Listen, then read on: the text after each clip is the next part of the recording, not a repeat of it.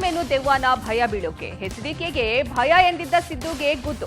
ಕಾಂಗ್ರೆಸ್ನಲ್ಲಿ ಮುಂದುವರಿದ ಕುರ್ಚಿ ಕದನ. ಖರ್ಗೆ ಜಾರಕಿಹೊಳಿ ಭೇಟಿಯಿಂದ ಕಾಂಗ್ರೆಸ್ನಲ್ಲಿ ಸಂಚಲನ. ಸಿಎಂ ಪರ ಜಿಟಿಡಿ ಬ್ಯಾಟಿಂಗ್ಗೆ ಜೋಶಿ ಬೇಸರ. ಮುಡಾ ಅಧಿಕಾರಿಗಳಿಗೆ ದಾಖಲೆಯ ತಲೆಬಿಸಿ. ಪದೇ ಪದೇ ರಾಜಕಾರಣ ಸರಿಯಲ್ಲ ಅಂದ್ರು ಗೃಹ ಮಂತ್ರಿ. ಎಲ್ಲವನ್ನು ನೋಡ್ತಾ ಹೋಗೋಣ ಕರ್ನಾಟಕ ಟಾಪ್ 20ಯಲ್ಲಿ. ಕುಮಾರಸ್ವಾಮಿ ಮತ್ತು ಸಿಎಂ ಸಿದ್ದರಾಮಯ್ಯ ನಡುವೆ ಟಾಕ್ ಫೈಟ್ ಮುಂದುವರೆದಿದೆ. ಕುಮಾರಸ್ವಾಮಿಗೆ ನನ್ನ ಕಂಡ್ರೆ ಭಯ ಅಂದಿದ್ದ ಸಿಎಂ ಹೇಳಿಕೆಗೆ ಇವತ್ತು ಎಚ್ಡಿಕೆ ತಿರುಗೇಟನ್ನ ನೀಡಿದ್ದಾರೆ. ಸಿಎಂ ದೆವ್ವ ಆಗಿದ್ರೆ ಭಯ ಬೀಳಬೇಕು, ದೆವ್ವ ಅಲ್ವಲ್ಲ, ನಾನ್ಯಾಕೆ ಭಯ ಬೀಳಲಿ ಅಂತ ಅಂದ್ರು. ಜೆಡಿಎಸ್ ಪಕ್ಷ ವೀಕ್ ಆಗುತ್ತೋ ಸ್ಟ್ರಾಂಗ್ ಆಗುತ್ತೋ ದೇವ್ರು ನೋಡಿಕೊಳ್ತಾನೆ. ಸಮಸ್ಯೆಯಲ್ಲಿರೋದನ್ನ ಮೊದಲು ಬಗೆಹರಿಸಿಕೊಳ್ಳಲಿ. ನಾನು ಸಿದ್ದರಾಮಯ್ಯ ಹೆಸರಲ್ಲಿ ರಾಜಕೀಯಕ್ಕೆ ಬಂದಿಲ್ಲ, ಅವರು ದೇವೇಗೌಡರ ನೆರಳಲ್ಲಿ ಬಂದಿರೋದು. ಸಿದ್ದರಾಮಯ್ಯಗೆ ನಾನು ಹೆದರಿಕೊಳ್ಳೋದಾ ಅಂತ ಲೇವಡಿ ಮಾಡಿದ್ದಾರೆ. ಇನ್ನು ಕುಮಾರಸ್ವಾಮಿ ಹತ್ತಿರ ಇವರದ್ದು ಏನೂ ನಡೆಯಲ್ಲ. ಎಫ್ಐಆರ್ ಮಾಡಿ ಹೆದರಿಸುವ ಕೆಲಸ ಅಷ್ಟೇ. ಕಾಲ ಪ್ರತಿಯೊಂದಕ್ಕೂ ಉತ್ತರ ಕೊಡಲಿದೆ. ಈ ಸರ್ಕಾರ ಭಯಭಕ್ತಿ ಇಲ್ಲದ ಭಂಡ ಸರ್ಕಾರ ಅಂತ ಗುಡುಗಿದ್ರು. ಸಿಎಂ ಅವರು ಯಾರು ದೆವ್ವ ಆದರೆ ಭಯ ಬೀಳಬೇಕು, ಯಾರು ದೆವ್ವ ಆಗಿದ್ರೆ ಅವ್ರೇನು ದೆವ್ವ ಅಲ್ವಲ್ಲ, ಅವ್ರ ಬಗ್ಗೆ ನಾನು ಯಾಕೆ ಭಯ ಬೀಳಲಿ? ನನಗೇನು ಸಮಸ್ಯೆ? ಈಗ ನನ್ನ JDS ವೀಕ್ ಆಗುತ್ತೋ ಸ್ಟ್ರಾಂಗ್ ಆಗುತ್ತೋ ಭಗವಂತ ತೀರ್ಮಾನ ತಗೋತಾನೆ. ಮೊದಲು ಸಮಸ್ಯೆಲಿದಿರಲ್ಲಪ್ಪ ಸರಿಪಡಿಸ್ಕೊಳ್ಳಿ. ರಾಜ್ಯ ಕಾಂಗ್ರೆಸ್ನಲ್ಲಿ ನಡೀತಾ ಇರುವ ರಾಜಕೀಯ ಬೆಳವಣಿಗೆಗಳ ಬಗ್ಗೆ ಡಿಸಿಎಂ ಡಿಕೆಶಿ ಪ್ರತಿಕ್ರಿಯೆ ಕೊಟ್ಟಿದ್ದಾರೆ. ರಾಜ್ಯದಲ್ಲಿ ಏನ್ ನಡೀತಾ ಇದೆ ಎಲ್ಲ ಮಾಹಿತಿ ಹೈಕಮಾಂಡ್ಗೆ ಹೋಗ್ತಾ ಇದೆ. ಅದಕ್ಕಾಗಿಯೇ ಒಂದು ತಂಡ ಇದೆ, ಎಲ್ಲಿಂದ ಮಾಹಿತಿ ಕೊಡ್ತಿರ್ತಾರೆ. ಅದೇ ರೀತಿ ಹೈಕಮಾಂಡ್ಗೆ ಬೇಕಾದ ಮಾಹಿತಿಯನ್ನ ಹೈಕಮಾಂಡ್ ತರಿಸಿಕೊಳ್ತಾ ಇರುತ್ತೆ ಅಂದ್ರು. ಇನ್ನು ಖರ್ಗೆ ಜಾರಕಿಹೊಳಿ ಭೇಟಿ ವಿಚಾರಕ್ಕೆ ಪ್ರತಿಕ್ರಿಯೆ ಕೊಟ್ಟು, ನಮ್ಮ ಪಾರ್ಟಿ ಅಧ್ಯಕ್ಷರನ್ನ ಭೇಟಿ ಮಾಡದೆ ಇನ್ಯಾವ ಅಧ್ಯಕ್ಷರನ್ನ ಭೇಟಿ ಮಾಡ್ತಾರೆ? ಪೊಲಿಟಿಕಲ್ ಪ್ರಾಬ್ಲಮ್, ಆಡಳಿತ ಸಮಸ್ಯೆಗಳು ಇರ್ತವೆ, ಅಭಿವೃದ್ಧಿ ಸಮಸ್ಯೆಗಳು ಇರ್ತವೆ, ಹಾಗಾಗಿ ಭೇಟಿ ಸಹಜ ಅಂದ್ರು. ಈ ಮಧ್ಯೆ ರಾಜ್ಯ ರಾಜಕೀಯದ ಬೆಳವಣಿಗೆಗಳ ನಡುವೆ ರಾಜ್ಯ ಕಾಂಗ್ರೆಸ್ ನಾಯಕರು ದೆಹಲಿ ಚಲೋ ಕೈಗೊಂಡಿದ್ದಾರೆ. ಸೋಮವಾರ ದೆಹಲಿಗೆ ತೆರಳಲಿರುವ ಮಾಜಿ ಸಂಸದ ಡಿಕೆ ಸುರೇಶ್ ಎಐಸಿಸಿ ಅಧ್ಯಕ್ಷರನ್ನ ಭೇಟಿಯಾಗಲಿದ್ದಾರೆ. ಭೇಟಿ ಸಹಜವಾದರೂ ಈಗಿನ ಬೆಳವಣಿಗೆ ಹಾಗೂ ಹೈಕಮಾಂಡ್ ನಾಯಕರ ಭೇಟಿ ಸಹಜವಾಗಿ ಸಾಕಷ್ಟು ಕುತೂಹಲಕ್ಕೆ ಕಾರಣ ಆಗಿದೆ ಎನ್ನಲಾಗ್ತಾ ಇದೆ. ವರದಿಗಳು ಬೆಂಗಳೂರಲ್ಲಿ ಕಾಂಗ್ರೆಸ್ ಕಚೇರಿ ರಾಜ್ಯದಲ್ಲಿ ಏನೇನಾಗ್ತದೆ ಎಲ್ಲ ಡೆಲ್ಲಿಗೆ ನಾವು ರಿಪೋರ್ಟ್ ಕಳಿಸಲೇಬೇಕು. ಅವ್ರ ಹತ್ರ ಒಂದು ಟೀಮ್ ಇದೆ, ಎಲ್ಲ ರಾಜ್ಯದಲ್ಲೂ ಕಲೆಕ್ಟ್ ಮಾಡ್ತಾ ಇರ್ತಾರೆ ಅವರು. ನಮ್ಮ ಪಾರ್ಟಿ ಲೀಡರ್ ನಮ್ಮ ಅಧ್ಯಕ್ಷರನ್ನ ಭೇಟಿ ಮಾಡದೆ ಇನ್ಯಾರ ಅಧ್ಯಕ್ಷರನ್ನ ಭೇಟಿ ಮಾಡ್ತಾರೆ? ಮೂಡಾ ಹಗರಣದಲ್ಲಿ ಸಿಲುಕಿರುವ ಸಿಎಂ ರಾಜೀನಾಮೆ ಕೊಡುವಂತೆ ವಿಪಕ್ಷಗಳು ಒತ್ತಡ ಹೇರುತ್ತಿವೆ. ಈ ಬೆನ್ನಲ್ಲೇ ಕಾಂಗ್ರೆಸ್ನಲ್ಲಿ ಮತ್ತೆ ದಲಿತ ಸಿಎಂ ಕೂಗೆದ್ದಿದೆ. ಇದೇ ವಿಚಾರಕ್ಕೆ ಕಾಂಗ್ರೆಸ್ನ ನಾಯಕರು ಪ್ರತಿಕ್ರಿಯೆ ನೀಡಿದ್ದಾರೆ. ಶಿಗ್ಗಾವಿಯಲ್ಲಿ ಸಚಿವ ಶಿವಾನಂದ ಪಾಟೀಲ್ ಮಾತನಾಡಿ, ಸಿದ್ದರಾಮಯ್ಯ ಇರುವವರೆಗೆ ಇದರ ಬಗ್ಗೆ ಯಾವುದೇ ನಿರ್ಧಾರ ಆಗಲ್ಲ. ಸಮಯ ಬಂದಾಗ ಅದಕ್ಕೆ ಮಹತ್ವ ಇರುತ್ತೆ, ಅದನ್ನ ಹೈಪ್ ಮಾಡೋದ್ರಲ್ಲಿ ಅರ್ಥ ಇಲ್ಲ ಅಂದ್ರು. ಇತ್ತ ಚಲುವರಾಯಸ್ವಾಮಿ, ನಮ್ಮ ಪಕ್ಷದಲ್ಲಿ ಸಿಎಂ ಬದಲಾವಣೆಯ ಚರ್ಚೆ ನಡೆದಿಲ್ಲ, ನಮ್ಮ ಸರ್ಕಾರ 5 ವರ್ಷ ಸುಭದ್ರವಾಗಿರಲಿದೆ. ಸಿದ್ದರಾಮಯ್ಯ ಅವರು ಸಿಎಂ ಆಗಿದ್ದಾರೆ, ಪಕ್ಷ ರಾಜೀನಾಮೆಗೆ ಹೇಳಿಲ್ಲ ಅಂದ್ರು. ಇನ್ನು ಇದೆಲ್ಲ ಊಹಾಪೋಹ. ಸಿದ್ದರಾಮಯ್ಯ ಡಿಕೆ ಶಿವಕುಮಾರ್ ಜೋಡೆತ್ತಿನ ರೀತಿ ಸರ್ಕಾರ ಮುಂದುವರಿಸುತ್ತಾರೆ ಅಂದ್ರು. ಅತ್ತ ಸಚಿವ ಶರಣ್ ಪ್ರಕಾಶ್ ಪಾಟೀಲ್ ಕೂಡ ದಲಿತ ಸಿಎಂ ವಿಚಾರ ಯಾವುದೂ ಇಲ್ಲ ಅಂದ್ರು. ವಿರೋಧ ಪಕ್ಷದವರು ಸುಳ್ಳು ಆರೋಪಗಳ ಮೇಲೆ ರಾಜೀನಾಮೆ ಕೊಡಿ ಅಂತಂದ್ರೆ ಕೊಡಕ್ಕಾಗತ್ತಾ? ಸುಳ್ಳು ಆರೋಪಗಳು ಮಾಡಿದ್ರೆ ಆರೋಪಗಳಿಗೆ ನಾವು ಉತ್ತರ ಕೊಡ್ತೀವಿ, ಗೊತ್ತಾಯ್ತಾ? ವಸ್ತುಸ್ಥಿತಿಯನ್ನು ಜನರ ಮುಂದೆ ಇಡ್ತಕ್ಕಂಥ ಪ್ರಯತ್ನ ಮಾಡಿ. ಸಚಿವ ಸತೀಶ್ ಜಾರಕಿಹೊಳಿ ಖರ್ಗೆ ಭೇಟಿ ವಿಚಾರದಲ್ಲಿ ಕಾಂಗ್ರೆಸ್ನಲ್ಲಿ ಸಾಕಷ್ಟು ಸದ್ದು ಆಗ್ತಾ ಇದೆ. ಇದೇ ವಿಚಾರಕ್ಕೆ ಸಿಎಂ ಸಿದ್ದರಾಮಯ್ಯ ಪ್ರತಿಕ್ರಿಯೆ ಕೊಟ್ಟು, ಸತೀಶ್ ಜಾರಕಿಹೊಳಿ ಎಐಸಿಸಿ ಅಧ್ಯಕ್ಷರನ್ನ ಭೇಟಿ ಮಾಡಿದ್ರೆ ಚರ್ಚೆ ಆಗುತ್ತೆ, ಬೋಸರಾಜು ಇನ್ಯಾರನ್ನೋ ಭೇಟಿ ಮಾಡಿದ್ರೆ ಚರ್ಚೆ ಆಗುತ್ತೆ, ಈಗ ಯಾಕೆ ಊಹಾಪೋಹ ಎದ್ದಿರೋದು ಅಂತ ಪ್ರಶ್ನೆ ಕೇಳಿದ್ದಾರೆ. ಇನ್ನು ಪರಮೇಶ್ವರ್ ಕೂಡ ಸಚಿವ ಸತೀಶ್ ಜಾರಕಿಹೊಳಿ ದೆಹಲಿ ಭೇಟಿಗೆ ವಿಶೇಷ ಅರ್ಥ ಕಲ್ಪಿಸುವ ಅಗತ್ಯ ಇಲ್ಲ ಅಂದಿದ್ದಾರೆ. ಸಚಿವ ಶಿವಾನಂದ ಪಾಟೀಲ್, ನಮ್ಮಲ್ಲಿ ಕೆಲವರಿಗೆ ದೆಹಲಿಗೆ ಹೋಗೋ ಚಟ ಇದೆ, ಹೋಗೋದು ಬರೋದು ಚಟ ಇದೆ, ಕೆಲವರು ಸಾಂದರ್ಭಿಕವಾಗಿ ಹೋಗ್ತಿರ್ತಾರೆ ಅಂತ ಅಸಮಾಧಾನ ಹೊರಹಾಕಿದ್ರು. ಶರಣ ಪ್ರಕಾಶ್ ಪಾಟೀಲ್, ದೆಹಲಿಗೆ ಹೋದ್ರೆ ಔಪಚಾರಿಕವಾಗಿ ಎಐಸಿಸಿ ಅಧ್ಯಕ್ಷ ಮಲ್ಲಿಕಾರ್ಜುನ್ ಖರ್ಗೆ ಭೇಟಿಯಾಗೋದು ಸಹಜ ಅಂದ್ರು.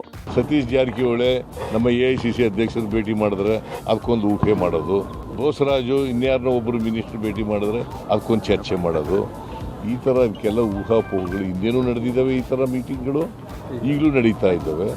ಈಗ ಯಾಕೆ ಊಹಾಪೋಹಗಳು ಶುರುವಾಗಿದ್ದಾವೆ? ರಾಜ್ಯ ರಾಜಕೀಯದಲ್ಲಿ ಜೆಡಿಎಸ್ ನಾಯಕ ಜಿಟಿ ದೇವೇಗೌಡರು ಸಿಎಂ ವಿಚಾರವಾಗಿ ಆಡಿದ ಮಾತು ಸಂಚಲನ ಮೂಡಿಸಿದೆ. ಸಿಎಂ ಪರ ಬ್ಯಾಟ್ ಮಾಡಿದ್ದ ಜಿಟಿಡಿ ಹೇಳಿಕೆಯ ಬಗ್ಗೆ ಕೇಂದ್ರ ಸಚಿವ ಪ್ರಹ್ಲಾದ್ ಜೋಶಿ ಪ್ರತಿಕ್ರಿಯಿಸಿದ್ದಾರೆ. ಹುಬ್ಬಳ್ಳಿಯಲ್ಲಿ ಮಾತನಾಡಿದ ಅವರು, ಜಿಟಿ ದೇವೇಗೌಡ ಅವರ ಹೇಳಿಕೆಯಿಂದ ಬಿಜೆಪಿಗೆ ಏನೂ ಡ್ಯಾಮೇಜ್ ಆಗಲ್ಲ. ಜಿಟಿ ದೇವೇಗೌಡ ಮೊನ್ನೆಯವರೆಗೆ ಸಿದ್ದರಾಮಯ್ಯ ಮತ್ತು ಕಾಂಗ್ರೆಸ್ ಸರ್ಕಾರದ ವಿರುದ್ಧ ಮಾತನಾಡಿದ್ರು. ಈಗ ಏಕಾಏಕಿ ಸಿದ್ದರಾಮಯ್ಯ ಪರ ಬ್ಯಾಟಿಂಗ್ ಮಾಡುತ್ತಿದ್ದಾರೆ ಅಂತ ಅಸಮಾಧಾನ ಹೊರಹಾಕಿದ್ರು.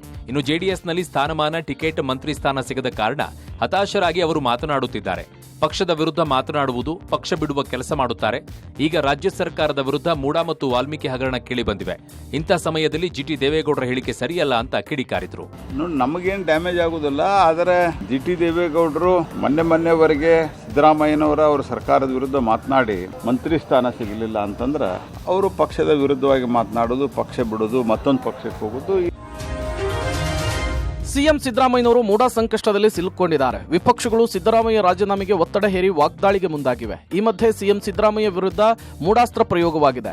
ಇದಕ್ಕೆ ತಿರುಗೇಟು ಕೊಡಲಿಕ್ಕೆ ಸಿಎಂ ಬತ್ತಳಿಕೆಯಲ್ಲಿ ಜಾತಿ ಗಣತಿಯ ಪ್ರತ್ಯಸ್ತ್ರವನ್ನ ರೆಡಿ ಮಾಡಿದ್ದಾರೆ ಎನ್ನಲಾಗ್ತಿದೆ. ಸೋಮವಾರದಿಂದ ಜಾತಿ ಜನಗಣತಿಯ ಅಭಿಯಾನಕ್ಕೆ ಅಧಿಕೃತ ಚಾಲನೆ ಕೊಡುವ ಸಾಧ್ಯತೆ ಇದ್ದು, ಪಕ್ಷದ ಒಳಗಿನ ಬೇರೆ ಸಮುದಾಯದ ನಾಯಕರ ವಿರೋಧಕ್ಕೆ ಹೈಕಮಾಂಡ್ ಮದ್ದನ್ನ ಅರಿಲಿಕ್ಕೂ ಕೂಡ ಸಿದ್ಧತೆ ಮಾಡಿಕೊಂಡಿದೆ ಅಂತ ಹೇಳಲಾಗ್ತಿದೆ. ಶತಾಯಗತಾಯ ಅದನ್ನೇ ಮುನ್ನೆಲೆಗೆ ತಂದು ಡಿಸೆಂಬರ್ ಅಧಿವೇಶನದಲ್ಲಿ ಮಾಸ್ಟರ್ ಸ್ಟ್ರೋಕ್ ಕೊಡ್ಲಿಕ್ಕೆ ಸಿಎಂ ಲೆಕ್ಕಾಚಾರ ಹಾಕೊಂಡಿದ್ದಾರೆ. ಆ ಮೂಲಕ ತಮ್ಮ ತಂಟೆಗೆ ಬಂದ್ರೆ ದೊಡ್ಡ ಸಮುದಾಯದ ಅಹಿಂದವನ್ನ ಕೆಣಕಿದಂತೆ ಎಂಬ ಸಂದೇಶ ರವಾನಿಸಲಿಕ್ಕೆ ಸಿದ್ಧತೆ ನಡೆಸಿದ್ದಾರೆ ಎನ್ನಲಾಗ್ತಿದೆ.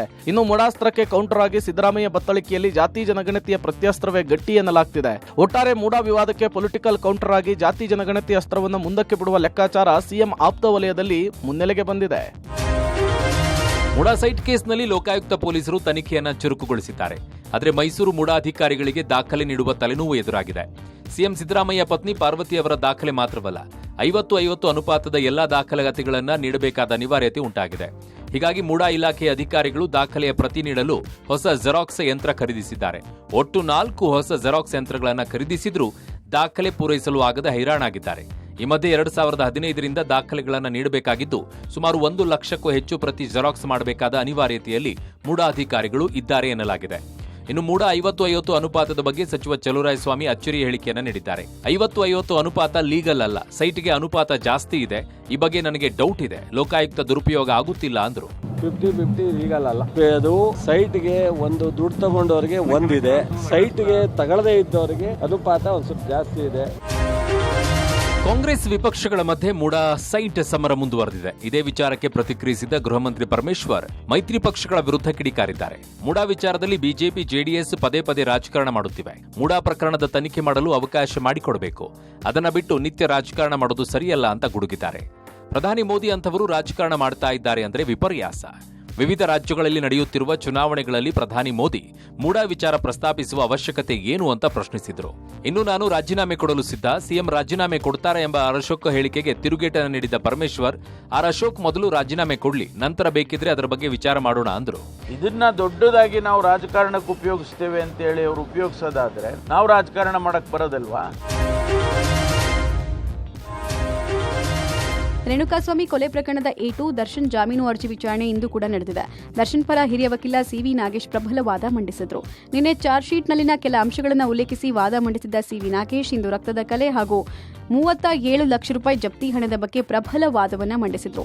ಮೋಹನ್ ರಾಜ್ ಅವರು ವ್ಯವಹಾರಿಕ ವಿಷಯಕ್ಕೆ ಸಂಬಂಧಪಟ್ಟಂತೆ ಕೊಟ್ಟಿದ್ದ ಹಣ ಅದು. ತಮ್ಮ ಮಗಳ ಡ್ಯಾನ್ಸ್ ಆಲ್ಬಮ್ ಮಾಡಿಸಿದ್ದೆ, ಅದನ್ನು ರಿಲೀಸ್ ಮಾಡೋದಕ್ಕೆ ದರ್ಶನ್ ಬಳಿ 40 ಲಕ್ಷ ಪಡೆದಿದ್ದೆ, ಅದಕ್ಕೆ ನಗದು ರೂಪದಲ್ಲಿ ಹಣವನ್ನು ವಾಪಸ್ ಕೊಟ್ಟಿದೆ ಅಂತ ಸ್ವಇಚ್ಛಾ ಹೇಳಿಕೆ ಕೊಟ್ಟಿದ್ದಾರೆ. ಆದರೆ ಪೊಲೀಸರು ಕೊಲೆಗೆ ಸಂಬಂಧಪಟ್ಟಂತಹ ಹಣ ಅಂದಿದ್ದಾರೆ. ದೋಷಾರೋಪ ಪಟ್ಟಿಯಲ್ಲಿ ಪೊಲೀಸರು ಹಾಸ್ಯಾಸ್ಪದವಾಗಿ ಬರೆದಿದ್ದಾರೆ. ಪೊಲೀಸ್ ಕೇಸ್ ಡೈರಿಯಲ್ಲಿ ಎಲ್ಲವನ್ನ ನಮೂದಿಸಬೇಕು, ಪೊಲೀಸರು ಆ ಪ್ರಕ್ರಿಯೆಯನ್ನು ಮರೆತಿದ್ದಾರೆ, ಇದೊಂದು ಅರೇಬಿಯನ್ ನೈಟ್ಸ್ ಕಥೆಯಂತೆ ಇದೆ ಅಂತ ವಾದಿಸಿದ್ರು. ಇನ್ನು ರೇಣುಕಾಸ್ವಾಮಿ ಹೆಸರನ್ನ ಮೊದಲು ಗೌತಮ್ ಅಂತಾನೆ ಅಂದ್ಕೊಂಡಿದ್ರು, ಯಾಕಂದ್ರೆ ಆತ ಗೌತಮ್ ಹೆಸರಲ್ಲಿ ಇನ್ಸ್ಟಾದಲ್ಲಿ ಮೆಸೇಜ್ ಮಾಡ್ತಿದ್ದ ಅಂದ್ರು. ಈ ಮಧ್ಯೆ ಬಳ್ಳಾರಿ ಜೈಲಲ್ಲಿರುವ ದರ್ಶನ್ಗೆ ಬೆನ್ನು ನೋವು ಸಮಸ್ಯೆ ಉಲ್ಬಣಿಸಿದೆ. ಇಂದು ಕೂಡ ಜೈಲು ವೈದ್ಯರು ದರ್ಶನ್ಗೆ ಆರೋಗ್ಯ ತಪಾಸಣೆ ಮಾಡಿದ್ದು, ಬೆನ್ನಿನ ಭಾಗದಲ್ಲಿ ಬಾವು ಕಡಿಮೆಯಾಗದ ಹಿನ್ನೆಲೆಯಲ್ಲಿ ಸ್ಕ್ಯಾನ್ ಮಾಡಿಸುವಂತೆ ಸಲಹೆ ಕೊಟ್ಟಿದ್ದಾರೆ. ಆರೋಪಿ ದರ್ಶನ್ ನನಗೆ ಸ್ಕ್ಯಾನಿಂಗ್ ಬೇಡ, ಕೋರ್ಟ್ ಏನ್ ಹೇಳುತ್ತೆ ನೋಡೋಣ ಅಂತ ಅಂದಿದ್ದಾರಂತೆ. ಅತ್ಯಾಚಾರ ಪ್ರಕರಣಕ್ಕೆ ಸಂಬಂಧಪಟ್ಟಂತೆ ಬಿಜೆಪಿಯ ಶಾಸಕ ಮುನಿರತ್ನಗೆ ಕೋರ್ಟ್ ನ್ಯಾಯಾಂಗ ಬಂಧನವನ್ನು ವಿಧಿಸಿದೆ. ಇವತ್ತು ಎಸ್ಐಟಿ ಕಸ್ಟಡಿ ಅಂತ್ಯವಾದ ಹಿನ್ನೆಲೆಯಲ್ಲಿ ವೈದ್ಯಕೀಯ ಪರೀಕ್ಷೆ ಮಾಡಿಸಿ ಜನಪ್ರತಿನಿಧಿಗಳ ವಿಶೇಷ ಕೋರ್ಟ್ಗೆ ಹಾಜರುಪಡಿಸಲಾಗಿತ್ತು. ಮತ್ತೆ ಎಸ್ಐಟಿ ಕಸ್ಟಡಿಗೆ ನೀಡುವಂತೆ ಅಧಿಕಾರಿಗಳು ಕೋರ್ಟ್ಗೆ ಮನವಿ ಮಾಡಿದ್ರು. ಆದರೆ ನ್ಯಾಯಾಲಯ ಮುನಿರತ್ನ ಅವರನ್ನ 14 ದಿನ ನ್ಯಾಯಾಂಗ ಬಂಧನಕ್ಕೆ ಕೊಟ್ಟು ಆದೇಶ ಹೊರಡಿಸಿದೆ. ಇನ್ನು ಮುನಿರತ್ನ ಅವರಿಗೆ ಮನೆ ಊಟಕ್ಕೆ ಅವಕಾಶ ಮಾಡಿಕೊಡುವಂತೆ ವಕೀಲರು ಕೋರ್ಟ್ಗೆ ಮನವಿ ಮಾಡಿದ್ರು.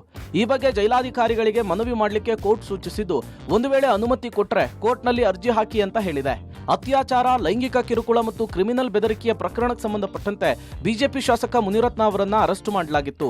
ಕಗಲಿಪುರ ಪೊಲೀಸ್ ಠಾಣಾ ವ್ಯಾಪ್ತಿಯ ಖಾಸಗಿ ರೆಸಾರ್ಟ್ನಲ್ಲಿ ಘಟನೆ ನಡೆದಿದೆ ಅಂತ ಆರೋಪಿಸಿ 40 ವರ್ಷದ ಮಹಿಳೆಯೊಬ್ಬರು ನೀಡಿದ ದೂರಿನ ಮೇರೆಗೆ ಬಂಧನಕ್ಕೊಳಪಡಿಸಲಾಗಿತ್ತು.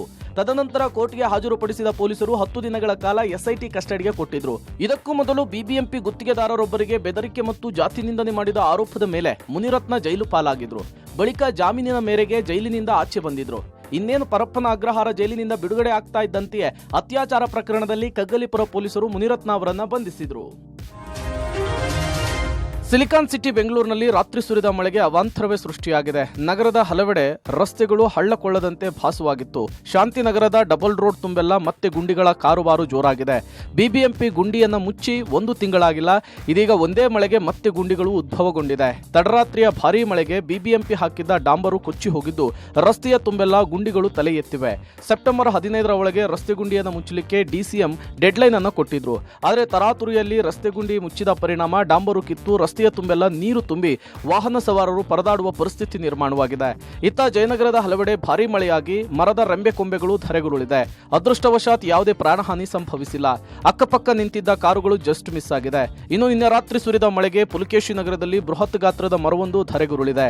ಈ ಮಧ್ಯೆ ಬೆಂಗಳೂರಿನ ಹಲವೆಡೆ ಕೂಲ್ ವೆದರ್ ಇದ್ದು ಹವಾಮಾನ ಇಲಾಖೆ ಮುಂದಿನ 2 ದಿನಗಳ ಕಾಲ ನಗರದಲ್ಲಿ ಭಾರೀ ಮಳೆಯ ಮುನ್ಸೂಚನೆ ಕೊಟ್ಟಿದೆ. ಹಿಂಗಾರು ಮಳೆಯ ಆರ್ಭಟಕ್ಕೆ ಬೆಂಗಳೂರಿನಲ್ಲಿ ಸಾಕಷ್ಟು ಅವಾಂತರ ಸೃಷ್ಟಿಯಾಗಿದೆ. ನಿನ್ನೆಯ ಮಳೆಗೆ ರಸ್ತೆಗಳೆಲ್ಲ ಕೆರೆಯಂತೆ ಭಾಸವಾಗಿದೆ. ಸರಿಯಾಗಿ ಡಾಂಬರ್ ಹಾಕದೆ ಬಿಟ್ಟಿರುವ ರೋಡ್ನಲ್ಲಿ ಮಳೆ ನೀರು ಕೆರೆಯಂತೆ ಹರಿದಿದೆ. ದೊಮ್ಮಸಂದ್ರ ಟು ಸರ್ಜಾಪುರ ರಸ್ತೆಯ ತುಂಬೆಲ್ಲ ಹೊಳೆಯಂತೆ ಮಳೆ ನೀರು ಹರಿದಿದೆ. ರಸ್ತೆಯ ಅವ್ಯವಸ್ಥೆಯ ಬಗ್ಗೆ ಸಾಮಾಜಿಕ ಜಾಲತಾಣ ಎಕ್ಸ್ ಖಾತೆಯಲ್ಲಿ ವಿಡಿಯೋ ಶೇರ್ ಮಾಡಿ ಸ್ಥಳೀಯರು ಆಕ್ರೋಶ ಹೊರಹಾಕಿದ್ದಾರೆ. ಅಲ್ಲದೆ ಸಿಎಂ ಡಿಸಿಎಂಗೂ ವಿಡಿಯೋ ಟ್ಯಾಗ್ ಮಾಡಿ ರಸ್ತೆಯ ಅವ್ಯವಸ್ಥೆಯ ಬಗ್ಗೆ ಅರಿವು ಮೂಡಿಸಿದ್ದಾರೆ. ಬ್ರ್ಯಾಂಡ್ ಬೆಂಗಳೂರು ಪ್ರತಿ ಮಳೆಗೂ ಕೂಡ ನಿಜ ಪರಿಸ್ಥಿತಿ ಬಹಿರಂಗವಾಗ್ತಾ ಇದೆ. ನಿನ್ನೆ ಸಂಜೆಯ ಮಳೆಗೆ ಟೋಲ್ ಬಳಿಯ ನೀರು ನಿಂತು ಅವಾಂತರ ಸೃಷ್ಟಿಯಾಗಿದೆ. ಮಹದೇವಪುರ ವಲಯದ ಹಲವು ಪ್ರದೇಶಗಳು ಮಳೆಗೆ ತತ್ತರಿಸಿದ್ದು ನಿನ್ನೆ ರಾತ್ರಿ ಸುರಿದ ಮಳೆಗೆ 18 ಮರಗಳು ಧರೆಗುರುಳಿದೆ. ಕಾರುಗಳ ಮೇಲೆ ಮರ ಬಿದ್ದು ಕಾರು ಜಖಂ ಆಗಿದೆ. ರಸ್ತೆಯಲ್ಲಿ ನೀರು ನಿಂತು ಸಮಸ್ಯೆ ಆಗ್ತಾ ಇರುವ ಬಗ್ಗೆ ಸಾಮಾಜಿಕ ಜಾಲತಾಣ ಎಕ್ಸ್ ಖಾತೆಯಲ್ಲಿ ಬಿಬಿಎಂಪಿ ವಿರುದ್ಧ ಜನ ಆಕ್ರೋಶ ಹೊರಹಾಕಿದ್ದಾರೆ. ಎಲೆಕ್ಟ್ರಾನಿಕ್ ಸಿಟಿಯ ಟೋಲ್ ಬಳಿ ನೀರು ತುಂಬಿ ವಾಹನ ಸವಾರರು ಗಂಟೆಗಟ್ಟಲೆ ಟ್ರಾಫಿಕ್ ಸಮಸ್ಯೆ ಎದುರಾಗುವಂತಾಗಿತ್ತು. ಹಿಂಗಾದ್ರೆ ಕತೆ ಹೆಂಗೆ ಅಂತೇಳಿ ನಗರ ನಿವಾಸಿಗಳು ಆಕ್ರೋಶವನ್ನ ಹೊರಹಾಕಿದ್ದಾರೆ. ಇನ್ನು ಬ್ರ್ಯಾಂಡ್ ಬೆಂಗಳೂರಿಗಾಗಿ ಮೀಸಲಿಟ್ಟ ಕೋಟಿ ಹಣ ಉಪಯೋಗ ಆಗ್ತಾ ಇರುವುದಾದ್ರೂ ಎಲ್ಲಿ ಅಂತೇಳಿ ಪ್ರಶ್ನಿಸಿದ್ದಾರೆ.